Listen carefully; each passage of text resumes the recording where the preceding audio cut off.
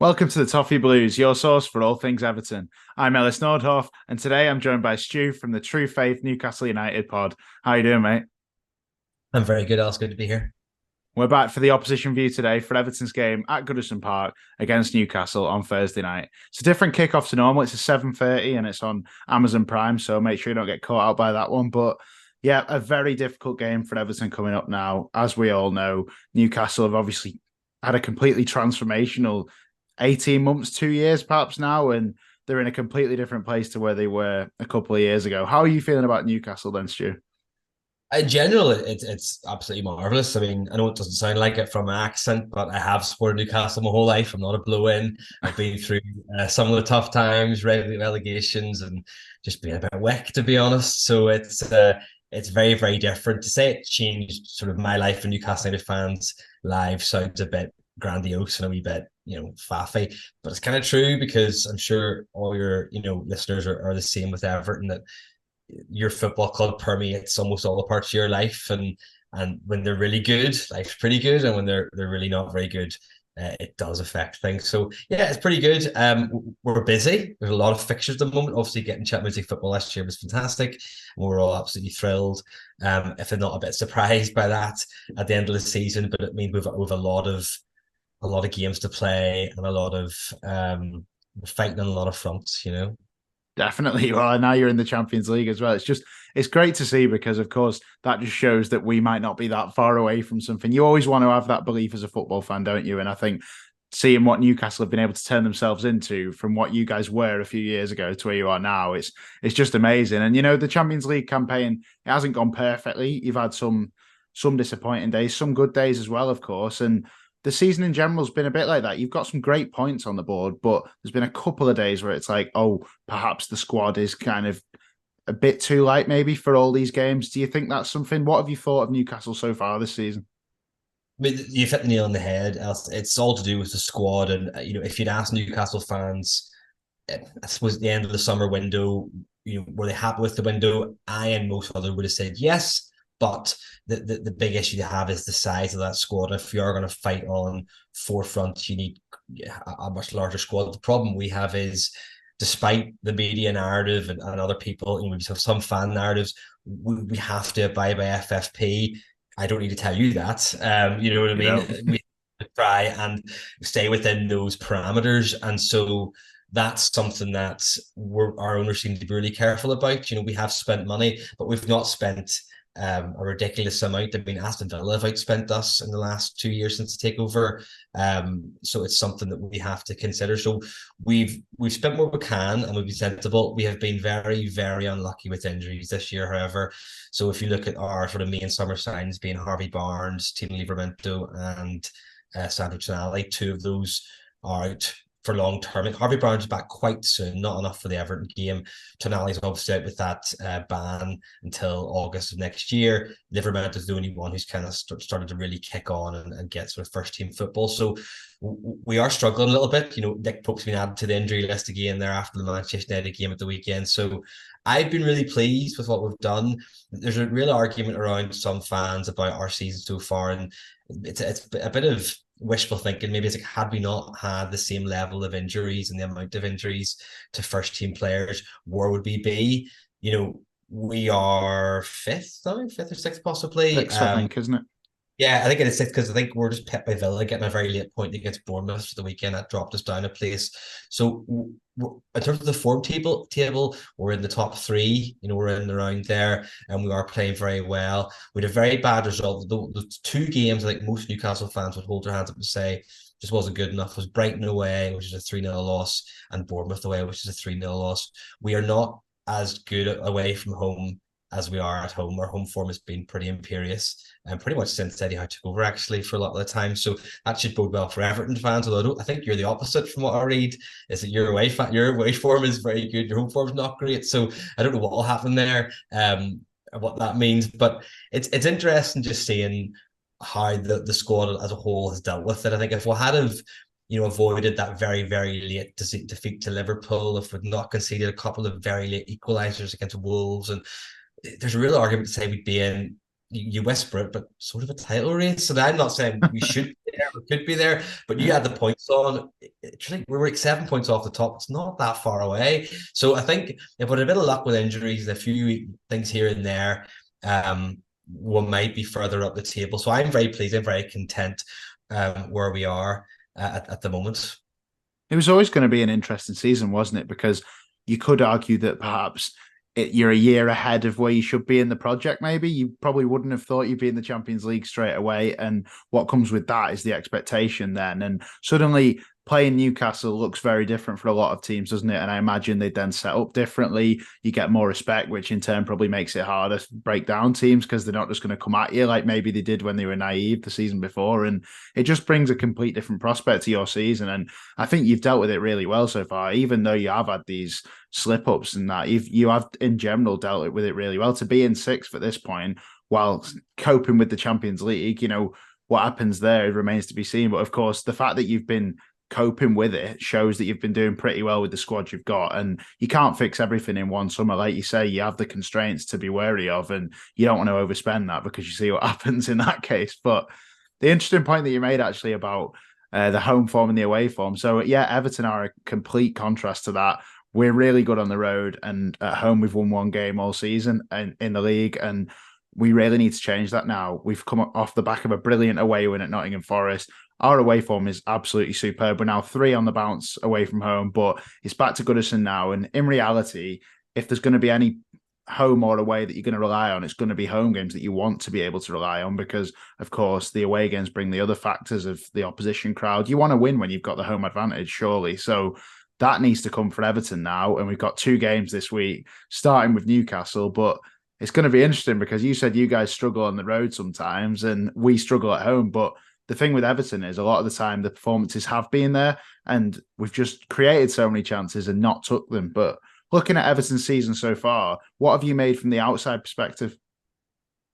So, I mean, I always liked Dyche in terms of from what he did at Burnley with, very limited resources. A couple of our players, Nick Pope, for example, when he signed, talked very highly of Dyche. And when he joined, I sort of thought, well, that he'd be a very safe pair of hands. I'll keep him in the league. And I think despite the deduction of point, I think he will do that. Now, a lot of that, I think, is, well, one, down to, I think, Dyche being a good manager and Everton being a bit too good to go down, but also because the form of some of the teams below you or in and around you, it's very poor this year, and I think Everton will be fine. So it wouldn't surprise me at all if he was able to put you comfortably lower to mid-table, sort of 12th, 13th. So I think at this point you probably would take, considering the issues had.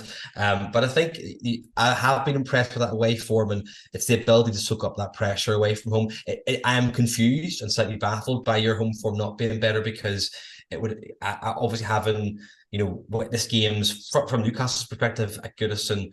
It's a cauldron. It's very similar to James's Park. The fans are equally as passionate. So it's always something that I always think is a very difficult place to go. So it's slightly baffling to me that it is just not been a happy hunting ground for yourselves this season. I know that last season we obviously won quite comfortably, but I think up until our first goal, it was relatively even. I don't think it was a particular the 4-1 win. I think by the end of the game, once you conceded one, that was kind of it. And that's maybe the hallmark of a Dyche team, is one that I've seen with Everton, is once you go 1-0 down, that lack of belief in front of goal does ring true, and then you end up taking more risks and you start leaving gaps and holes at the back. And so I think that, not to get ahead of ourselves, but if we were thinking of what happens on Thursday, if we get an early goal, I think that could change the tide. The tide of the game might be sort of dictated by that. Equally, if Everton get an early goal, then you could see a similar situation where they might be able to go on or gain a lot of confidence from that. It's very odd, because the game has sort of turned into a bit of a mini derby. A lot of Everton fans in Newcastle. This might be a social media thing, by the way. So it seems like it has, in a way. Yeah, they don't seem to like each other, and I don't think anyone really knows why, because it's not there's not real, there shouldn't be an animosity there, apart from they're just two teams of up until quite recently relatively equal stature in terms of where they would place in the league. I actually argue Everton, having never been relegated, would have been slightly higher in that. That has changed, over the last couple of seasons. So it's very odd to me. I think I'm quite impressed. I like some of the signings that Dyche has made. I like McNeil. I think he's a decent signing. And I think that there's definitely talented players in there. I want to like Calvert-Lewin more because I think if I liked him a bit more, I wouldn't be averse to just maybe signing him maybe as a Callum Wilson replacement. But then he just doesn't seem critical enough. You boys would be able to tell me far more than than I'll know about how clinical he is. But I know that it might have been his first season or one of his first seasons, he was absolutely brilliant for Everton. And like when I watched him then, I thought, yeah, that boy is some player. Maybe that's still in there, but it is hard to tell. So yeah, I've been impressed enough. Impressed enough to say that I'm a wee bit I'm not worried, but yeah, a wee bit worried about Thursday. But I always get quite negative up until the actual game starts. Then you see what's actually happening. Yeah, it's an interesting point you make about Dominic Calvert-Lewin because, of course, he's been plagued by injuries, hasn't he? And the season you're talking about under Carlo Ancelotti, he was a complete machine, and that is something that is leveled at him. Sometimes his finishing it isn't always there, but what he offers the team as a whole is so important that you would expect him to get a fair amount of goals because he can put the ball in the net. That's a fact, but I wouldn't say he's as instinctive as some players that we've had in the past. Maybe someone like Louis Saha, someone like that was a little bit more instinctive, but then didn't offer what Dom did in other senses. So he's a crucial player to us, and of course, he could be massive on Thursday if he's fit. He might not be fit, but you talked about the rivalry that Everton and Newcastle have kind of forged in the last few years. It's quite a weird one, really, but I think two of the players that may be at the centre of that Jordan Pickford and Anthony Gordon. So they must be discussed. They've got to be discussed. Jordan Pickford has been going on for years, of course, since his days at Sunderland. You guys have hated him. And there's always that debate amongst Evertonians. Should he play against Newcastle? Because there's been times where we felt like he was rattled by your fans. There's times where it's like maybe he's finally got over it now and he can block you guys out. But there's no doubt that you get on his back during the game. And Anthony Gordon, it's another interesting one. Is he going to play on Thursday? Because if you were Eddie Howe and you do play him and then one of our players puts a great tackling on him, you suddenly get the crowd up. And what you mentioned before about Goodison being a cauldron, that could ignite the fans that day. And, that's not what you want as the away team. So two players who probably had a big influence on why there's a bit of animosity between the fans. Yeah, I mean, I remember the Just Stop Oil Derby a couple of years ago. Amazing day. That game is a game. I thought we were marginally the better team. I think we just shipped it. Now we lost that game, and I think did we lose it or was it a draw? We won 1-0 in the 99th minute. That's right. That's right, because we're going against it. We just couldn't get a goal. We defended very, very well. But what changed, I think, is what you're talking about is a Everton player got sent off.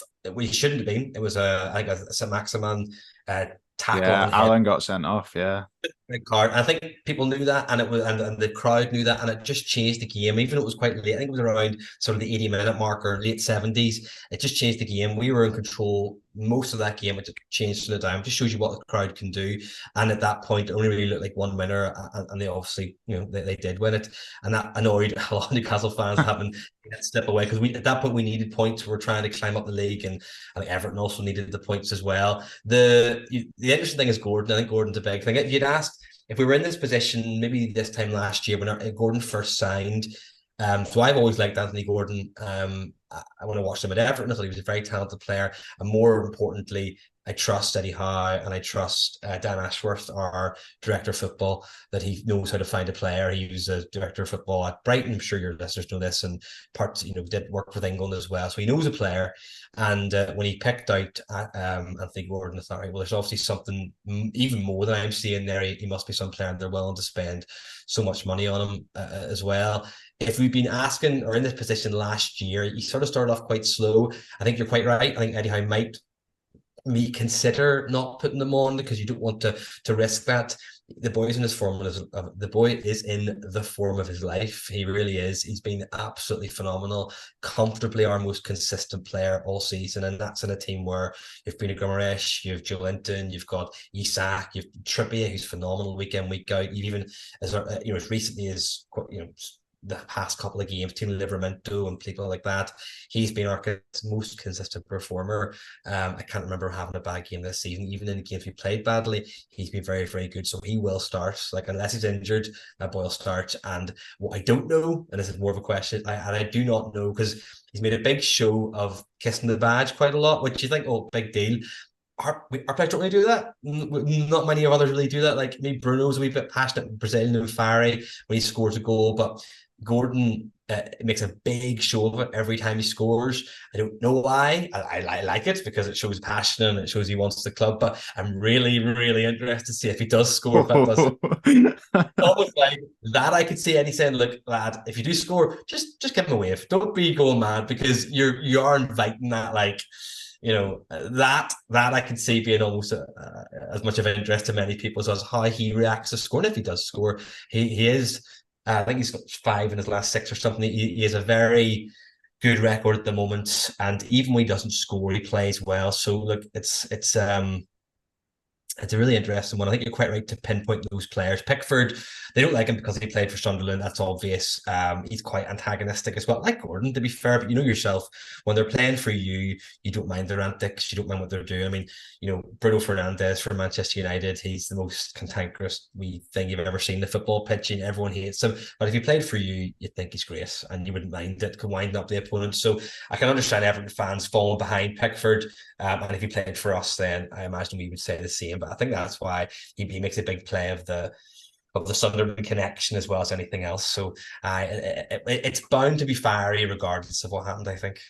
I think the entire game will be, well, even if Gordon doesn't play, which, like you say, he probably will, and him being on that pitch will just take it to a new level. And Jordan Pickford's animated anyway, so against a team that he hates, he's going to be even more. But for us, we need him to keep his head in the game, and especially when we're going up against the Newcastle team, which is a lot better than Newcastle teams that we've played since Pickford actually joined the club. Your team's massively improved since then, and it's interesting to hear actually that Anthony Gordon is your most consistent player, because when we sold him, we thought we'd done really well to get 45 million. And it seems like it's ended up turning out like the perfect deal for both clubs, because we needed the money at the time. We had to let him go. He wanted to leave as well. And then you guys obviously needed to sign this young player to fit the new project. And he's come in and now he's flourishing for you. So it's great for you guys. It's not great for us. It's disappointing to see, obviously, a player who came through the ranks at Everton then doing well somewhere else. But hopefully he can just stay quiet on Thursday. But I'm not just worried about him. There's a few other players as well. Of course, Isak, very, very important player for you guys. And Kieran Trippier, it's set pieces for me, all kinds of set pieces. We can't be giving away silly fouls. We don't want to be giving corners away. When you've got the delivery that man has, you've really got to make sure we stop that at all costs. But who are you looking at on your side, other than Gordon, to be the person to really cut us open? Because it is going to be a difficult game for you, isn't it? It's going to be under the lights at Goodison. You'd imagine it's going to be a good atmosphere. There's still going to be that aggression and the anger from the Everton fans, of course, at the points deduction. So it will be quite a tough task. But how are you guys going to beat us if you do? I mean, on a slight side note, I watched the Manchester United game against you guys, and it was, I mean, I know Garnacho scored an absolute era-defining goal. It was phenomenal. But at Man United were awful. It was one of the reasons why I was so confident going into Saturday. I thought, and Everton were very good. I thought Everton were far, far better. And it was no surprise to me to see them win, at the end of the weekend there, because I think you 100% deserve to win that game. As you said earlier, you just couldn't take your chances. In terms of who you would have to worry about, I think that's one of the strengths. We have been able to add goals in different areas. In the past, we've had to rely on Callum Wilson scoring a lot of goals. He won't be playing. It looks very, very unlikely. I don't think he'll play. Isak is very good in front of the goal. His conversion rate is great. And he is obviously, as you saw last season, very, very good with the ball at his feet. He obviously set up Murphy for that really, really good goal to make it 3-1. Horrible goal for us to see. Horrible goal. But look, I've watched it back so many times, even in the post-season analysis and stuff, and there was just nothing that could be done. I don't think there are many players that would be able to do anything. It was one of those moments. It was pure brilliance from him. It was only a shame he didn't get given the assist, I think, because I hit off. Yeah, exactly. So a bit of frustration there. The interesting thing, I think, is you're quite right to highlight Trippier. He'll be very good with set pieces as well. Everton are a big physical team. I don't expect us to whip too many into the box. We would have had Dan Burn the last couple of times we played you at left back, and he was always someone could target, like a rapid Everton player would be able to target. Maybe Dwight McNeil could go at. He's obviously injured at the moment, and as I mentioned, our team Livermento's playing, and that boy is very, very special, and he offers something that we don't have with Dan Burn. He has pace, and he's very, very good with the ball at his feet. It's kind of like a left back version of Gordon. So what we have now is a situation. He came up against Manchester United and PSG, both of whom in my opinion, we deserve to win against. We'll not get into that penalty decision. You've Gordon running at you on the left side, and he loses the ball, or he passes back to someone that has equally or very close to as good with his feet as he is, and can do driving runs. I don't know if anyone saw the PSG highlights, but it's Timo Livermento's run and amazing move that gets in there and eventually leads to the goal against PSG. So I think he will be a big factor.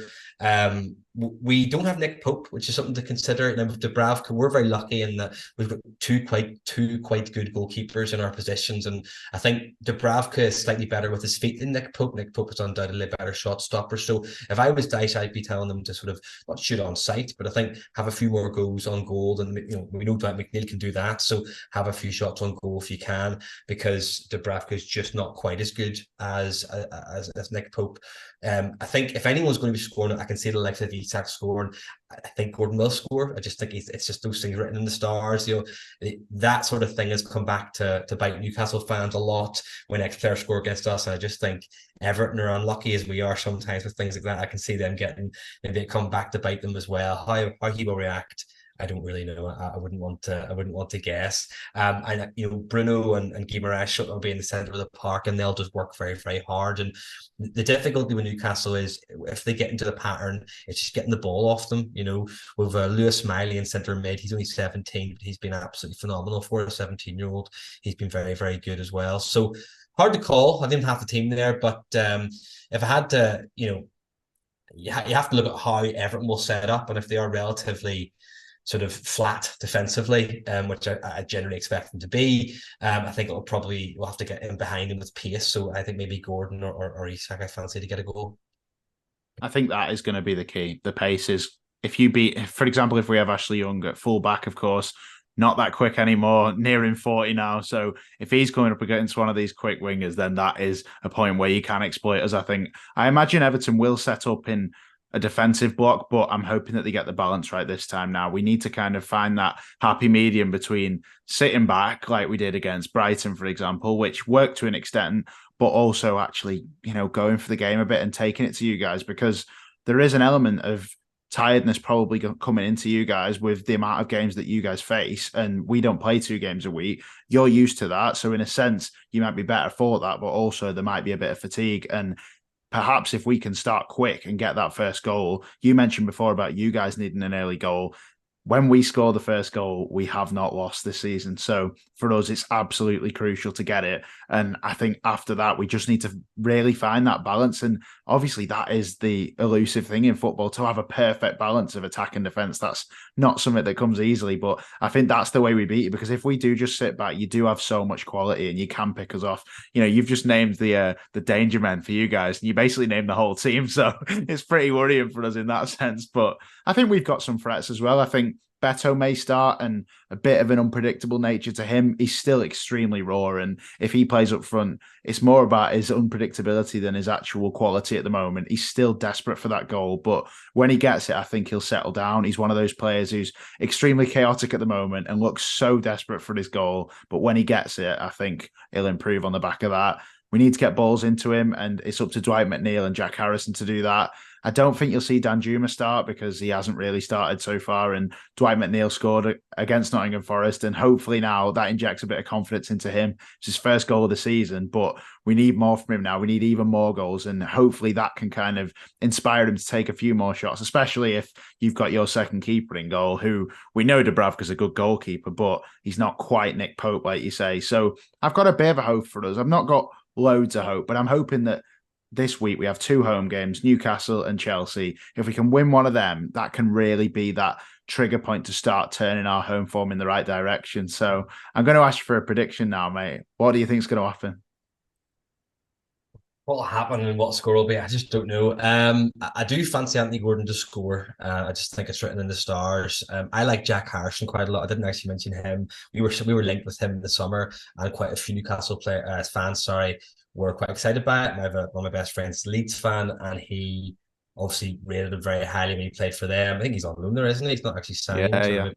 And so he still rates him very highly. I like him a lot. I think he'd be very effective for them. So I could see him doing something. I don't think it'll be as comfortable as everybody says. I don't think it'll be as comfortable as last season. We are stretched. We do have 15 first team injuries. I'm going to say I do literally mean first team. I don't mean like reserves. Like I could name you an entire starting 11 with 4 subs of actual. Well, a team that would finish fairly high in the Premier League, I think, of injured players. And as you say, we are playing a lot of football, and that comes with risks and it comes with rewards. You know, obviously, you know, you're more cohesiveness, but you're a bit more tired. So I think we'll labour to it, but I think we will win. I think Everton will score. I don't know if they'll score first, because I didn't know that fact about them scoring first and then not, or winning every game. So that's something that maybe reconsider. I think you might get a consolation. I'll say 2-1. I think Gordon will score maybe first, not the winner. Because the park might explode if he scored the winner. Isak scoring as well. Isak or Almiron, he tendency of popping up in these type of games that are like he scored against you before. Recall in the St James's Park, possibly last season. It was hard to break down, or you were hard to break down. So I think 2-1, Almiron and Gordon, or Isak and Gordon, and probably Jack Harrison goal, maybe a free kick or a long range shot against Dubravka.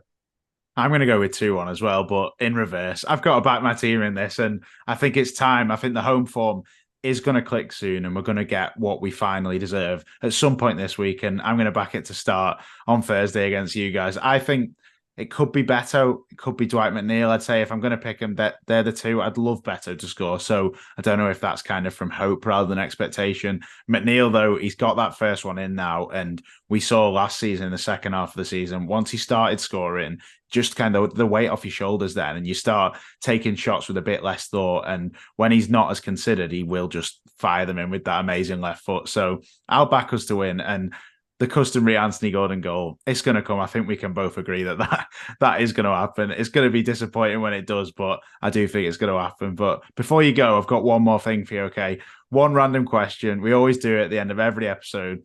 3 people, can be players, actors, celebrities, who you'd sit down for a meal with. Who would it be and why?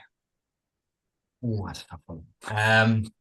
I'll go with a customary sort of Newcastle United fan answer. I'll say Sir Bobby Robson for one, because you know, the age I am, he would have been sort of the most successful manager I was really aware of. Obviously, I was alive for Keegan, but not really as aware as fans who are a bit older than me would be. So Sir Bobby Robson, because he was such a gentleman and has so many good stories to talk about, and he's held in such high regard.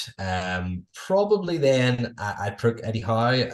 You know, he's a boyhood Everton fan. Don't know if you're listening to that. Yeah. I just think he's phenomenal. We've had this debate amongst the fans for a wee while now, that is he the best manager we've had ever / since days of yore, you know, before we were all born, kind of thing. Even Keegan uses an example. I think he's very, very close up there now. I think all he needs is a trophy, or maybe a more consistent show in the Champions League in terms of, you know, qualifying for it. So he just also seems very driven. I'd like to hear how he would react with the likes of Sir Bobby as well. And then just sort of like a wild card in the mix. I would quite like to see, you know, those two, how they react to the likes of Jose Mourinho, because he's a character. He also knows Sir Bobby Robson as well, and all 3 of those managers have vastly different management styles and philosophies. So just from a fan's point of view, I'd be fascinated to listen to how they would talk and what we would discuss as well. That'd be some insight, wouldn't it, into 3 very, very good football managers, but also with 3 different ideas of how football should be played as well. I bet that'd be so interesting to see. And you'd just be there in awe, I imagine, wouldn't you?